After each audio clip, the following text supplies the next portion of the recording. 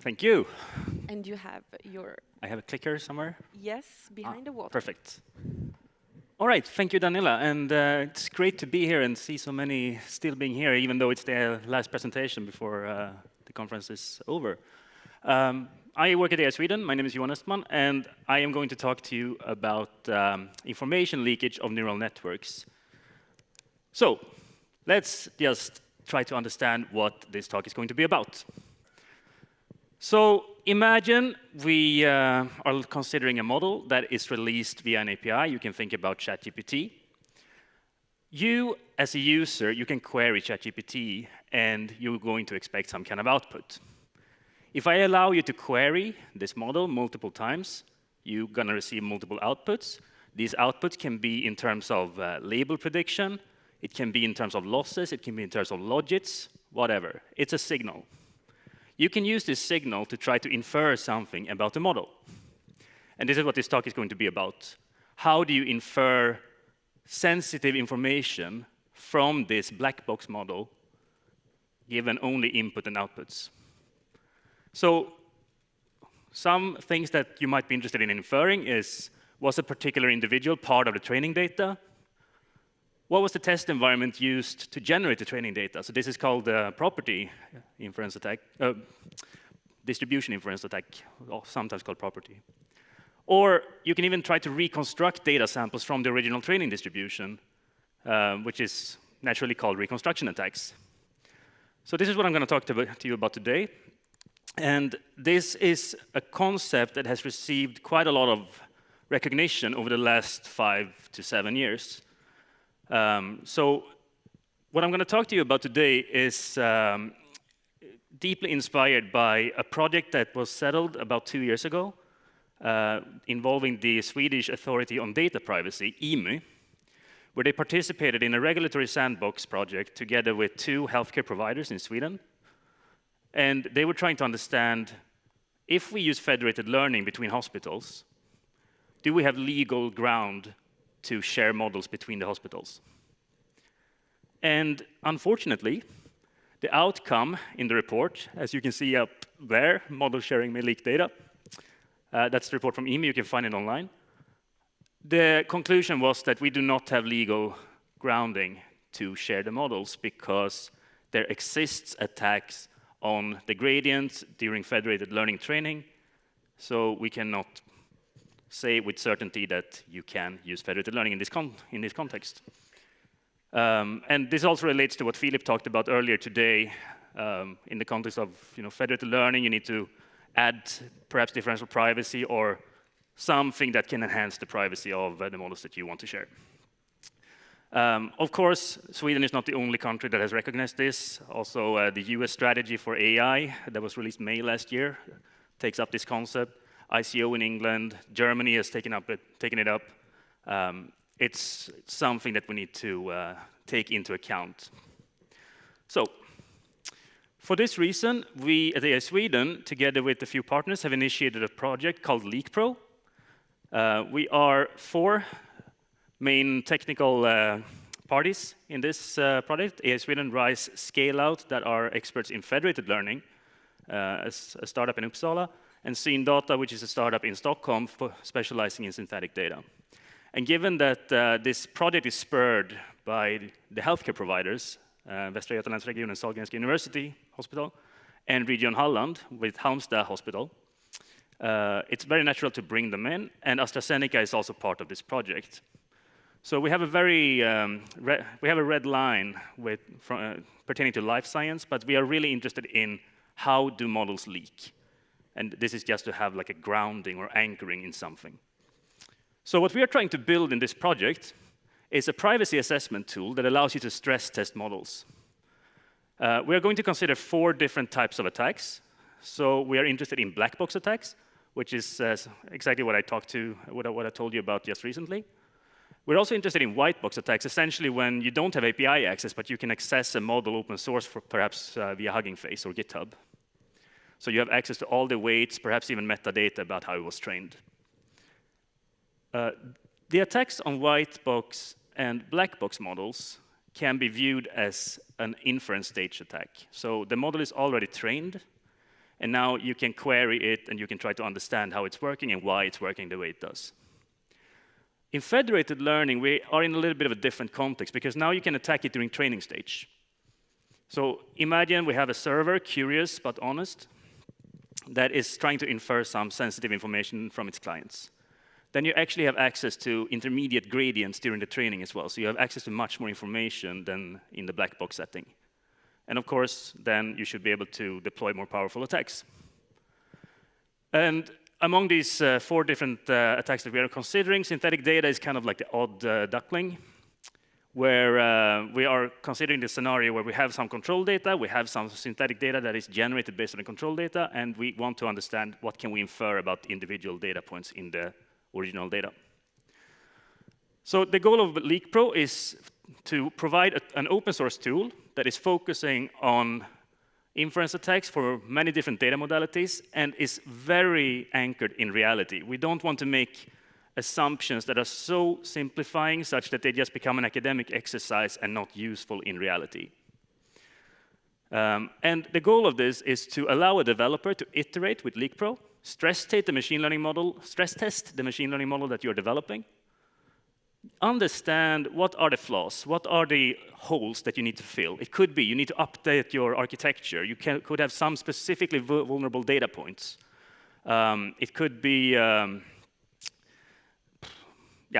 could be many things. And then iterate with LeakPro until you reach a point that you're happy with. And then you can provide all the reports that you have acquired to some legal experts that will take a look at the information that you may risk leaking by deploying the machine learning model. They will reason around the risks or the actual impact that such a leakage would have on a given individual, and hopefully be able to provide some kind of approval to the model before we release it, or at least use it as an auditing trail for GDPR purposes. So this is the vision and goal, and we are in the middle of this project right now. We have 2 parts of this project. One is very technical, and the other one consists of about 8 legal experts that we are iterating back and forth with. And I would say that the interface between technical and legal, to bridge the concept of risk between these 2 domains, this is really the big challenge in this problem, in this project. But I'm not going to talk about that today. I'm going to talk about the technical aspects. So how do we reason around privacy? We have already been touching on differential privacy today. This is what would be qualified as a formal reasoning.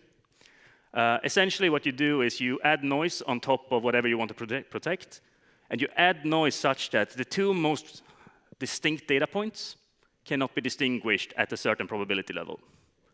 That means that you need, the more diverse data you have, the more noise you need to add. And if you have a very diverse set of data, ultimately screwing up your model. It's nice because it provides mathematical guarantees. You can prove that you have a certain robustness towards membership inference attacks. But it abstracts out a lot of components about the threat modeling. It's a very, very conservative adversary. And instead, one may reason around privacy informally. So this is, for example, what they do in GDPR. It's principle-based, based on policies, data minimization. It's transparent. But there is a lot of room for interpretation here. And you basically need predicates from actual sentences in order to tell what's right and wrong. And of course, you don't have formal guarantees when it comes to informal reasoning. So what can we do instead? Well, again, Philip already touched upon this during his talk when he talked about auditing. And this is what I'm going to talk about now. So we can actually reason around this from an experimental viewpoint. We can provide empirical assessments of in real-world or simulated environments. And in this setting, we can actually define the threat model very, very clearly. So we know how to compare different types of attacks. We are going to model privacy via probabilistic experiments, or as you may refer to it, as games. And the nice thing about using games here is that we can reduce between different attacks. So we know that if we have protection against one type of attack, it implies defense against another type. But of course, the problem here is that there may be stronger attacks out there. So this is not going to be a very rigorous way of assessing things, but you can make conservative assumptions about the adversary to try to hedge yourself for that scenario. So for this reason, I am next going to go into how we can gamify information leakage. And disclaimer, there's going to be sound now, so I hope that this is not going to be too loud. OK, it was not so bad. So in this game, we're going to have 4 components. We're going to have a challenge. First of all, we're going to have a challenger and an adversary. So we have 2 entities playing the game. But in the game, the rules. So in every single game round, we need to have 4 components to define what the game is going to be about. We have a challenge. We have an adversary goal. We have an adversary. We define how powerful the adversary is by allowing it access to whatever. And then we need to define what does it mean for the adversary to succeed. So let's go into the challenge. So here I'm going to give an example about how we can define a challenge. So let's say that we have a population, a data population. We're going to sample a data set that we're going to use for training. This is what the challenger does. The challenger flips a coin, and now it's going to pick a challenge. The challenge is either coming from the training data or from the population. And then we train the neural network. It can be an arbitrary neural network, transformer, RNN, convolutional, whatever. We train it on the training data, and then we provide to the adversary the trained model that includes the training data, or it has been exposed to the training data, and also the challenge. And now it's the adversary's job to solve the challenge with only access to this neural network. And what is the adversary goal then? OK, so let's for a moment imagine the challenge being an individual, the data of an individual. And we have some feature representation of this individual. So the adversary could perhaps try to infer if a given data point, so let's say that we can sample from the same population, a given data point is part of the data set without knowing the training data. It could be that we actually know some properties of a data point in the training data, and we want to infer the rest. This is called attribute inference attack. Or we might even not be interested in individuals. We might be interested in, for example, a typical behavior. So imagine money laundering. If you understand what is the average number of transactions that a normal account is performing over the duration of a week, this is very sensitive information because you can mimic normal behavior. But it's not really pertaining to an individual. Or we can even be interested in reconstructing data points by searching the latent space for points that the model is extremely confident in to exploit memorization. So there are many different goals that we can consider. And in this talk, I'm going to be focusing on membership inference, because this is the easiest one. It's simply a binary hypothesis problem, yes or no. This data point was part of the training data or not. And it also opens the gate for many different attacks that one might want to perform after membership inference, because you can filter out data points that might be easier to attack. The adversary might have white box and black box access, and we can access perhaps logits, losses, or labels. Of course, the most restrictive access is black box and only access to labels. In this talk, I'm going to talk about black box access, but you have access to logits. So you have a little bit more fine-grained information than perhaps what you would want, but it's still a very plausible scenario. And then how do we define success of the adversary? So there is a very pragmatic way to do so.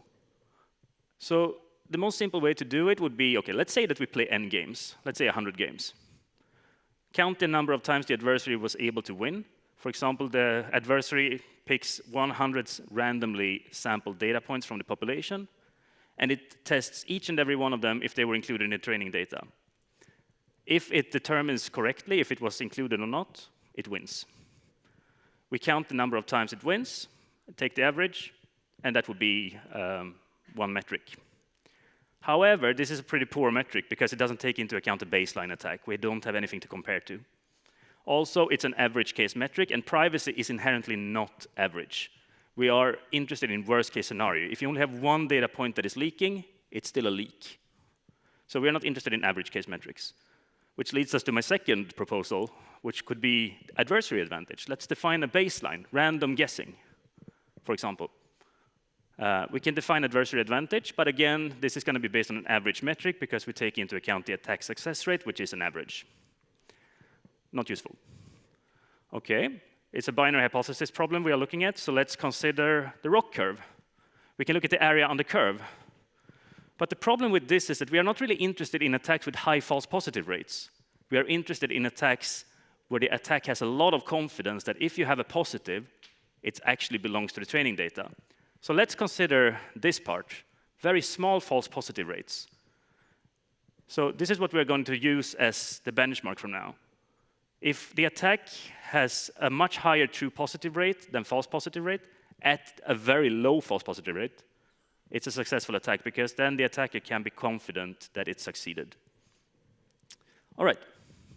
So now that we have defined adversary success, let's dig in a little bit into one particular attack that I would say is state-of-the-art for membership inference, and I spent the last month implementing to get a feeling for how strong these attacks are. Okay, so let's define the game. We're going to consider CFAR. I know it's a boring data set, or at least a toy data set, but let's consider CFAR because everybody's familiar with it. CFAR consists of 60,000 images. Typically, 50,000 of them are for training, but I'm going to use all 60,000 of them to define my population.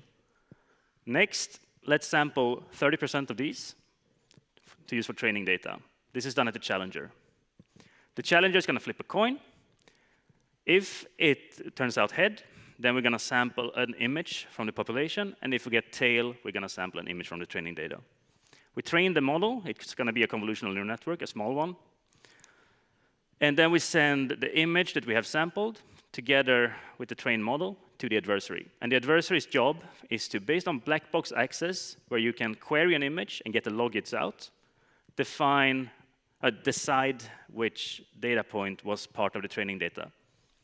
And here, since we are considering a membership inference attack, we need access to the population because we need to know the exact data points that might go into the training data. Of course, we can relax this by defining a different objective, so we might not need to get a perfect hit, but this is what I'm considering in this example.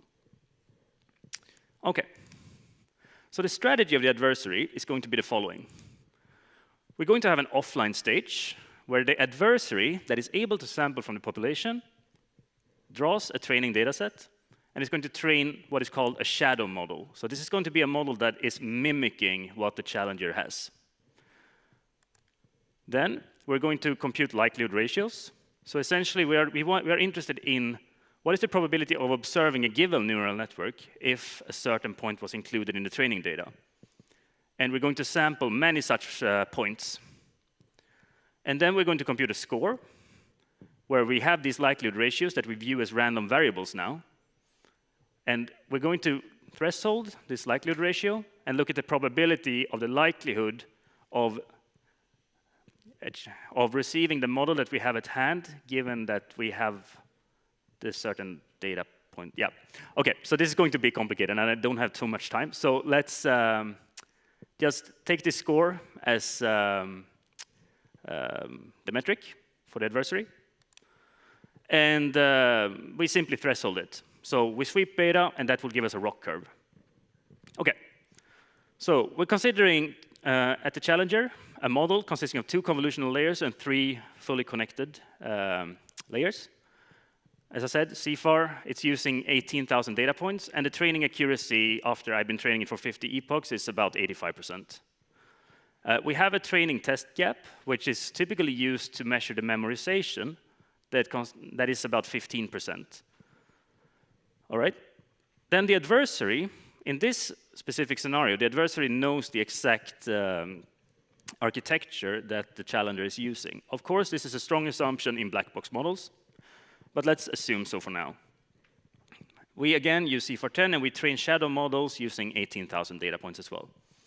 And here we can train multiple different shadow models that we will use to infer the training data points. And the training accuracy for the challenger, it's about 88% on average, I would say.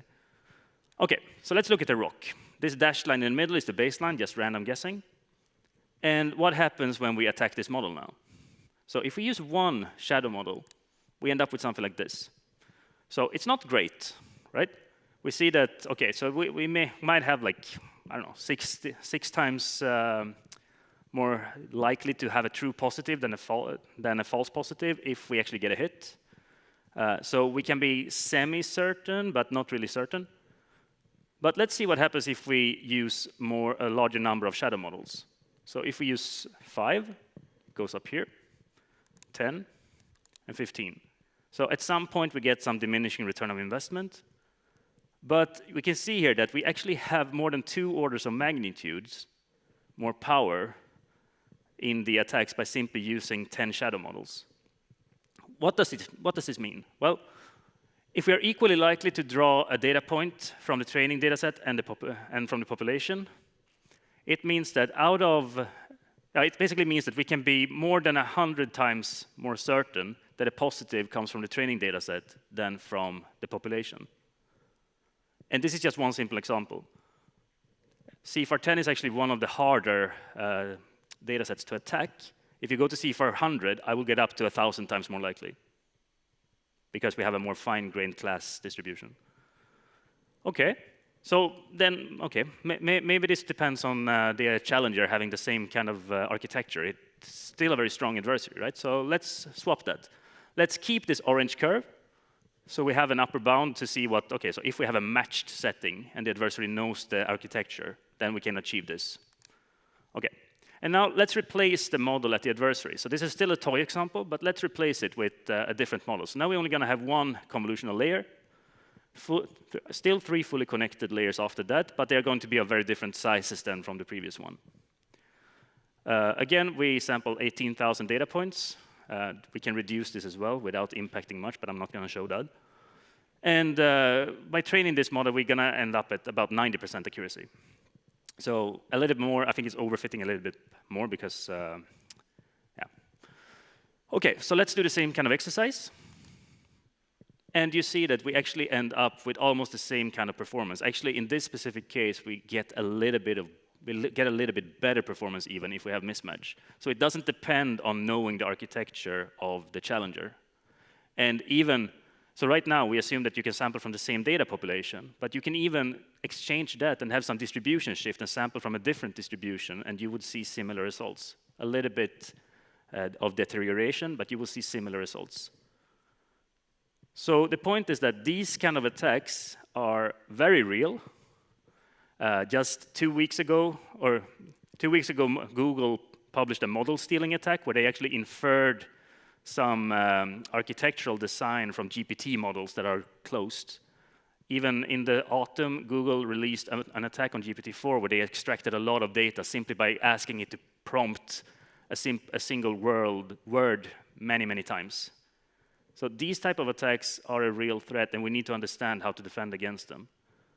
And this is something I won't be able to go into right now, but if you're interested in this, and Leak Pro sounds like something that kind of triggers you, please feel free to contact me at johan.ostman@ai.se. We are happy to get all the input we can get. And with that said, I think I will leave it at that. Thank you. Thank you so much, Johan. Let me ask you just very, very quickly. This seems really essential and very important. So why hasn't this been done yet? That's a good question. So I think the main reason it hasn't been done is because it's a fairly new concept to model privacy using games. For example, the first such approach was released in 2017.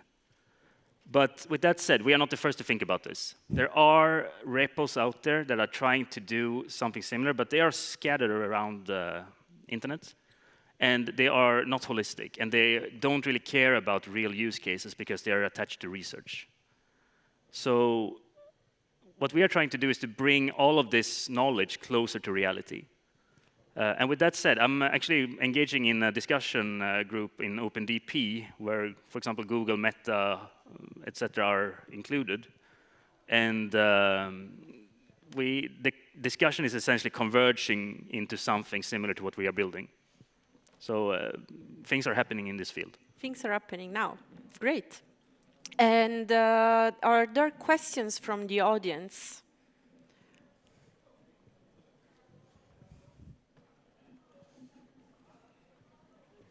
Yes, we have a question here.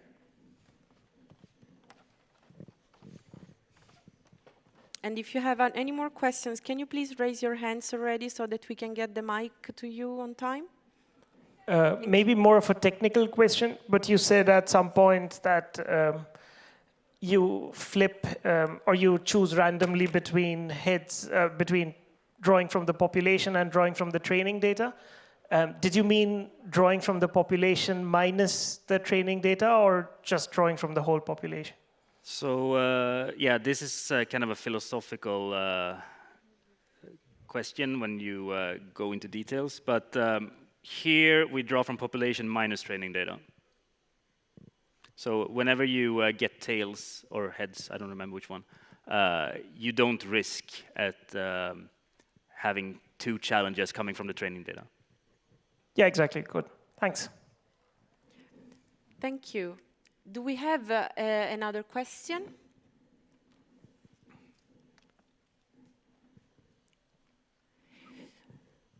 But can I ask you then also very quickly about the inference attacks in your work? Because that seems like the priority right now. And do you want to discuss any further the challenges in developing countermeasures against such attacks because of the very rapidly evolving field especially? Yeah, so developing countermeasures is interesting because you need to understand exactly what enabled the attack, right? So some people argue that memorization is enough. I think this is being challenged right now. So there's something more deep going on. Memorization, of course, you can prevent. You can use regularization or whatnot. Differential privacy has been shown to limit these type of attacks as well. But in differential privacy, you have this issue that you deteriorate the model maybe too much. So there are mitigation strategies for sure, but I would say that none of them is really addressing the fundamental problem because we don't really know exactly what makes an attack, a model attackable. So this is something that we will look into very much in the future. Thank you so much, Johan, for being for your answers, for your presentation, and for being with us on stage. Please accept these flowers from us, and thank you so much again. Thank you for listening.